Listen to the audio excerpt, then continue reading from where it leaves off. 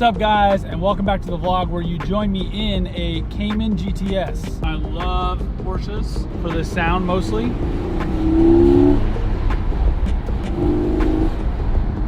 But also because they're awesome. I love the build quality, I love the fit and finish.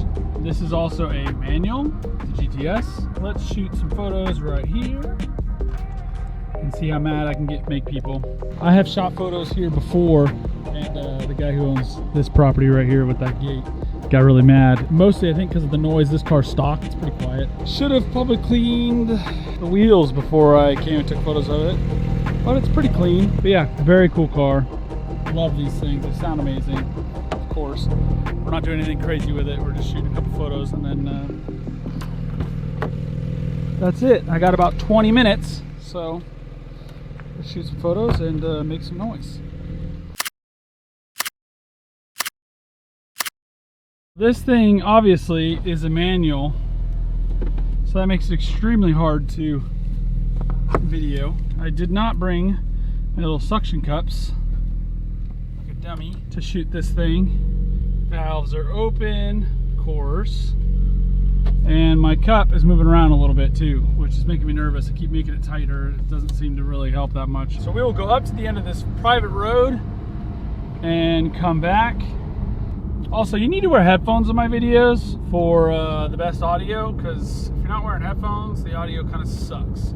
Also, this road is dirty, so this car is not going to stay clean. And I've got like these freaking crazy summer tires on it. It's got these crazy Advin, what are they called? Bridgestone Advin, something or others, that are not slicks, but they are, you know, summer tires that this guy used to track on. So they're pretty heat scrubbed. I'll show you the tires when I get out here in a second. So it's probably not a good idea to even be pushing this car at all on this road that's just salt and water, and wow, look at the salt, holy crap.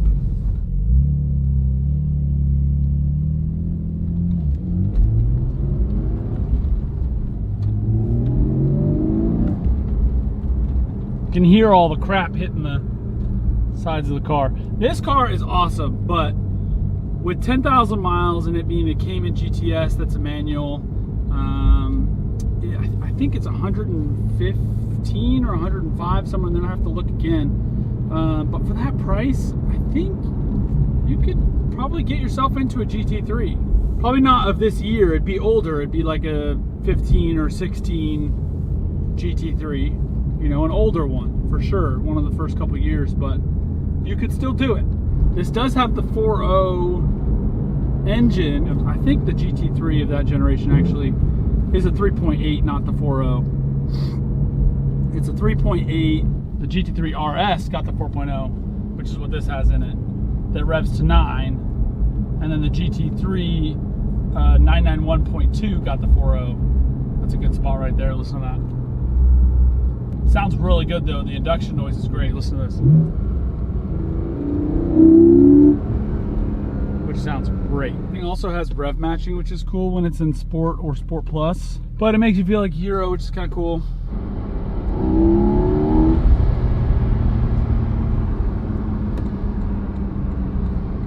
The gears are so long in this car that it does not feel fast.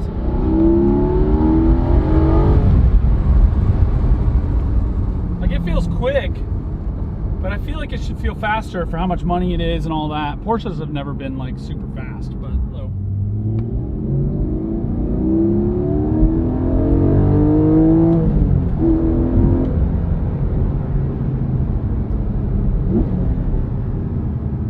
There's some noise for you. Man, those things sound good.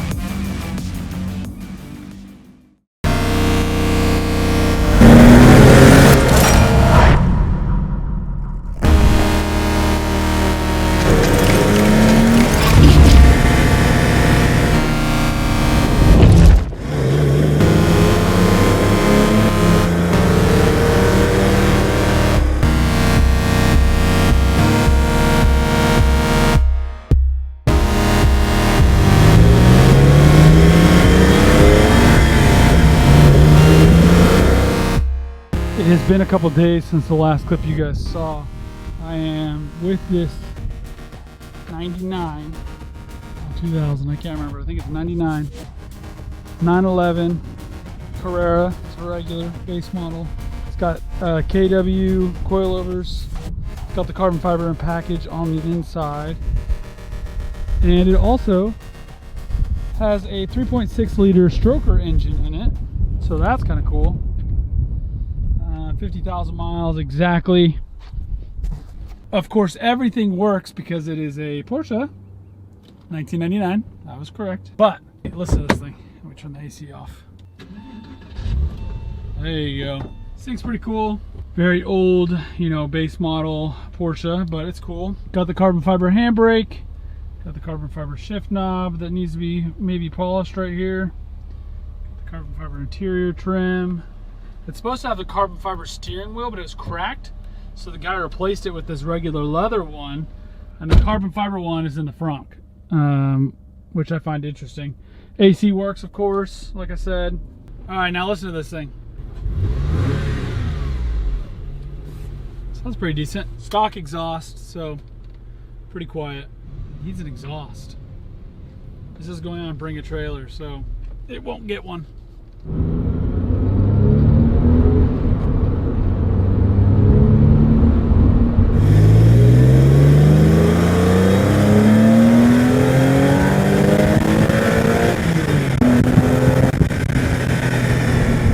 This car is so much fun. It is a lot of fun. It's just old, you know? Which is crazy to think a 99 is old, but it's 25 years old, 26 years old. This one, again, has KW coilovers that have been corner balanced. Has DWS tires. I'm trying to remember what else. It's had a lot done to it. Obviously, the stroker motor. There's a big old hawk flying above the road. Almost got hit by a box truck. It's got the stroker motor, which you can't hear, but it does have that. Not the most exciting car compared to my other videos, but also this is back when Porsche didn't have the best build quality. It's not terrible, but man, everything rattles in here. Everything's made out of plastic. So we're fourth, go third, go second.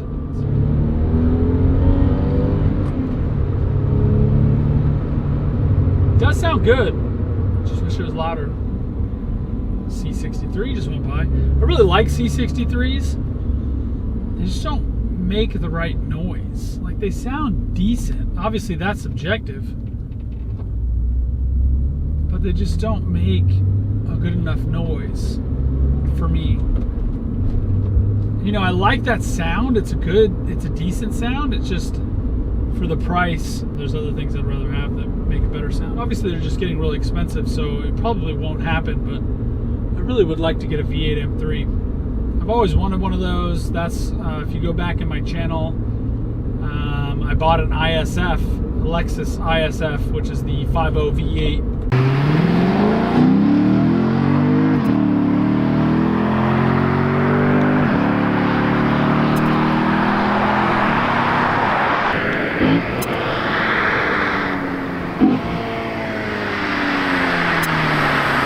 In 2016, I think is what it was, or 2017. I was looking for a V8 M3 when I bought that car. And I really wanted a V8 M3. I test drove two of them. Both of them seemed like absolute dog shit. And they were beat for under 30,000. They were both just trash, not very good. Then that ISF got traded in at the Ford store I was working at the time. And it was only 25 grand and it had 60,000 miles on it. It didn't make the best noise either, in my opinion. It did sound decent, but it didn't make the best noise either. Again, if you go back in my channel, you can see some of the videos I filmed with that car.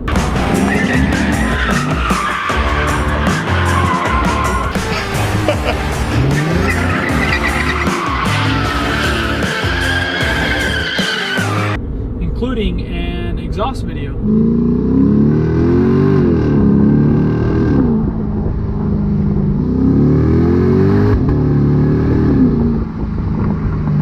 Very cool car. But at altitude in Utah, it wasn't the fastest, and I got bored of it pretty quickly. Went to sell it. Funny enough, wasn't sure what I wanted to replace it with. was nervous about reliability, wanted to get a Lexus RCF. And so I listed my ISF for sale, was gonna buy an RCF, and then one day it snowed really bad. My ISF had been sitting in a garage for 2 weeks. I hadn't driven it. I had a Tahoe at the time. I had been driving that, and the weather was nice for the first time in 2 weeks. This was during it was like March, so towards the end of winter. So I was like, oh, let me drive this down to a friend's house about an hour away. Now, I had also just done a burnout in that car. They were brand new tires. They were 3 months old, but I had done this crazy 120 mile per hour third gear red line burnout.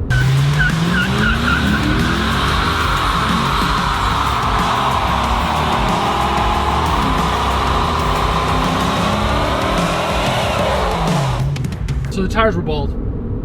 Oh man! Completely roasted. The weather was nice that day, and so I decided to drive that car. I drove it all the way down there, an hour away. There was nothing about weather that day. On the way home, it started raining. And I was like, oh shit, I better get home. Well, about 10, 20 minutes later, it started snowing. And I was like, oh wow, I gotta get home. Because I've got these bald tires on the back. And then it started sticking on the highway. And I was like, well, I'm in really big trouble. And at the time, I knew my tires were bald, but I didn't think I knew they were that bald. And I ended up sliding off the highway and hitting a wall.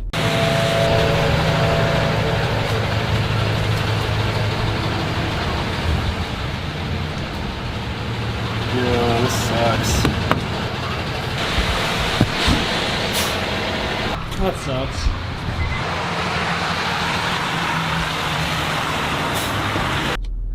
That car got totaled. All that's on this channel if you want to go back and watch it. It's all here, all documented. So I didn't end up buying an RCF because at the time when my Lexus got wrecked, I had this crappy Tahoe that had 200,000 miles on it. And I was nervous about that car, driving it every day, reliability wise. So I decided instead of buying an RCF, I would sell the Tahoe and buy a reliable daily first. I ended up with a 2007 last model year of the first gen Sequoia.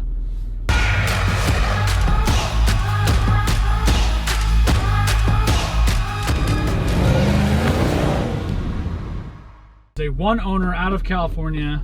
The frame was like lined, had been sprayed since brand new, so there was no rust on the car. It was perfect. That's also on the channel. Then a big turbo Audi S6 got traded in at one of my other dealerships because I had multiple dealerships at the time.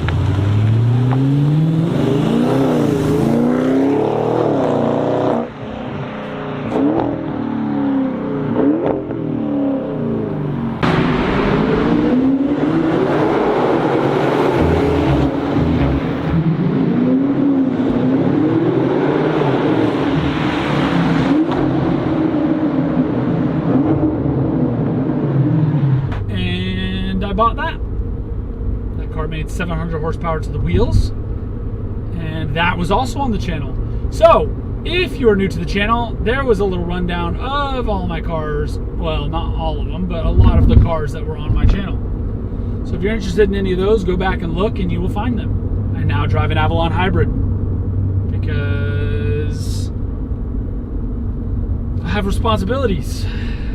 But that car is paid off, so I don't need to worry about. And I've put like 80,000 miles on that car, and it has been extremely reliable. I've not had a single issue in that car. Anyways, guys, that's going to wrap it up for this video. I will see you guys in the next one. Talk to you later. Bye.